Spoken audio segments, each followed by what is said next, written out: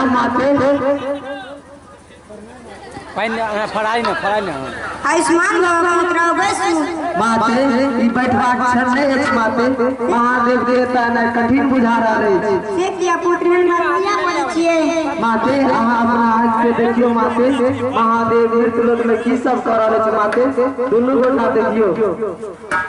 पुत्र प्रभु के बजेबाक उपाय सुझाव हमरा त किछो नहीं सूझ रहल अछि माते सबटा त अही में अछि माते अखने अहाँ क्रोध के आज्ञा दियौ क्रोध जति आ विद्यापति के कन्या देवे समा जति आ विद्यापति के कन्या बेंसरे भगा देती नारायण नारायण प्रणाम आयुष्मान बाबू अहाँ अपने हमरा मृत्यु मृत्यु लोग जलवा मिथिला के वीर निवासी विद्यापति के कन्या के मस्तिष्क में समा जाओ जो आज्ञा माते पता